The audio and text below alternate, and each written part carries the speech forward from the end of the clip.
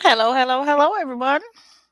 It's Talk to Tamika Tuesday, and I am still in some kind of Facebook mess or mashup, as I want to call it.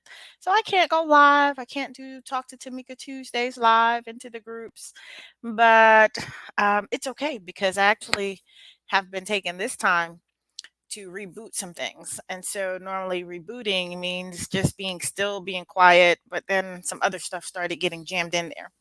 So today, the last couple of days, I've been looking over some of the rules and things like that as I'm going through my reboot. And guys, let me tell you, the I'm watching agents get into the business. I'm watching more brokers get in, wanting to create their own independent brokerages, which I think is fantastic. Um, but I want to share with you guys about not being in a circus so that you don't get clowned. Okay.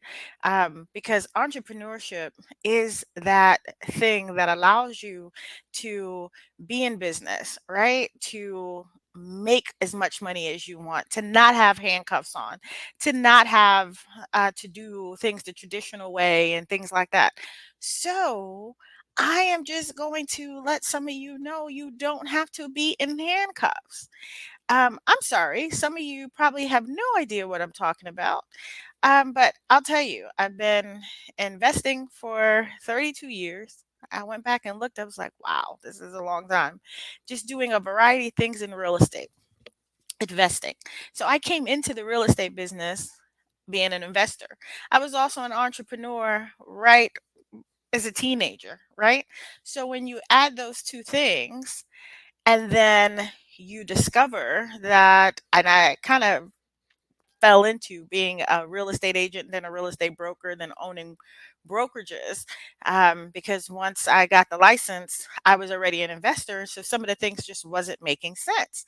And things that weren't making sense was, why do these organizations and brokerages and things like that constantly want to put you in a box? So, of course, that's when my mind started, exploring everything. I wanted to read. You guys know I'm a nerd, so um, I wanted to read everything. I needed to grasp everything. So I started reading my local information from that I would get from the associations. I started reading more of my license law, of course, because I was studying to get this license, right? So I went beyond just what they gave me in the real estate school. I went ahead and started looking at the contracts, and the contracts at the state level, and the contracts at the local level, and the contracts at, wherever, and then talking to my attorneys and all of these things.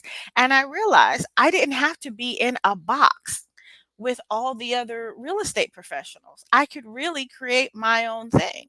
And so as I kept talking to other real estate professionals, they had no idea what I was talking about. And hence, that's the main reason why I wrote the original book, 99 Ways to Make Money in Real Estate, Finding a Niche That Pays, so long ago, is because I realized most of those agents and people I was coming in contact with, they didn't know about these things and they didn't know how to go research them and they didn't have the time. Everyone was just hustle, hustle, hustle. So fast forward, guys, now, and I'm really proud that I am about to hit my 3,000 closed transaction. And I'm not talking about doing this with a team. I'm not talking about being with any big brand brokerage. This is being with my own brokerage. Me as an independent broker, solo doing this with an admin from time to time when I got really busy, and then sometimes without. Getting ready to get to 3,000 transactions. And then it dawned on me when I started looking at applications. I take applications from people who want me to coach them. I have to see if you're a good fit, right? So I was reading and I'm going, well, no, they'll never get to the 3,000 transaction if that's what they want to do, because there's so much in a box. And what I mean by that is that if you look over some of the rules and regs, they've been changing, and they've been changing not in the favor of the real estate broker and professional. It's being changed to be in more favor of the big corporations. So, what I mean by that is that if I pull down state contracts versus what my local contracts look like, they're two totally different contracts. Versus, and also if I pull down, have my own attorney build my contracts out for me. Okay. So, several years ago, when I was the MLS president and did things like that, I started getting deeper into the information. And I started doing more research about how other MLSs operated and from state to state and all these other things. And I got really down deep into this information. And guys, basically, the money is in the data. Okay. So if I am independent broker, Tamika over here, and I list my property in the MLS, then I am ultimately agreeing to co-op with everybody else and be in this co-op, agreement and thing like that. Or if I sign an exclusive agency to sell, exclusive right to sell, I'm just saying, hey, I'm willing to co-op with everyone. And if anyone sells, they make the money and things like that. Well, what if I didn't want that? What if co-oping for my type of client didn't work for me and my business? And that came about because as an investor, some of those situations aren't set up to for me as an investor to win. It's set up for the brokerage to win. It's set up for the association to win.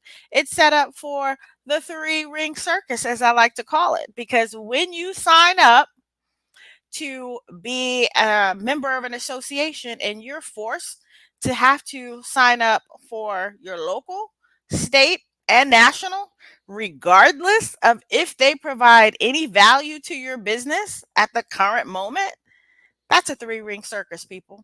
And when you have a three ring circus, you better know what that means and what that's going to mean to your business so that you're not clowned. Okay. So I just want to tell all those folks who are out there ready to start their own brokerages, all those kind of things, you have to dig deeper into the information. Don't be so quick to run out there, get licensed, get all of these things, and then you absolutely don't know what kind of business you're running. You don't really know and understand what these contracts really mean. You don't understand your relationship with these associations. I talk to people all the time and I ask them, really good at, pointing questions about what is your relationship with this organization versus this organization, and they really don't know. It's just what everybody else told them to do. It's what the person next to them did, so they went, they paid their money, they keep paying their money, and they're being treated like employees. Meanwhile, you're your own darn boss. So if you're your own boss, how does someone get to dictate to you what you can and cannot do, what money you can and cannot make? Perfect example. You guys are within those for the real estate agents who are watching or the brokers who may have started their own companies. How many times have you been told, "Oh, don't do commercial, refer it to somebody else." Say what? "Oh, you don't have the skill set to know how." Well, how am I going to get the skill set if you don't train me from a broker level? If I'm here at your brokerage and you don't train me or suggest the classes I need to go to, like there's a whole level of keep you out of this sector of the business because that's really where the money is made, guys. And that's why I said, don't be clowned. Do not be clowned and discouraged about not getting into commercial, not getting into development, not being stuck in the box that they created for you so that you can have Tuesday meetings over here and da da da da. Pay attention to what you want your company to look like. Okay, if you're going out on your own. And if you're new, pay attention to if you want to learn more about commercial.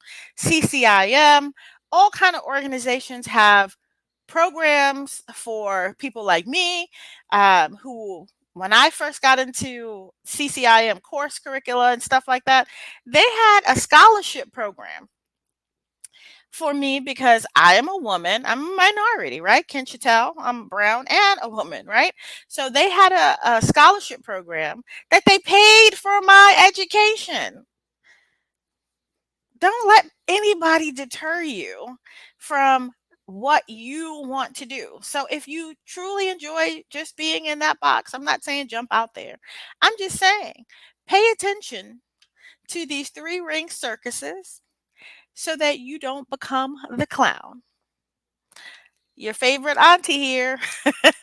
As I always tell you guys, I'll see you from the top or at the top. Take it easy.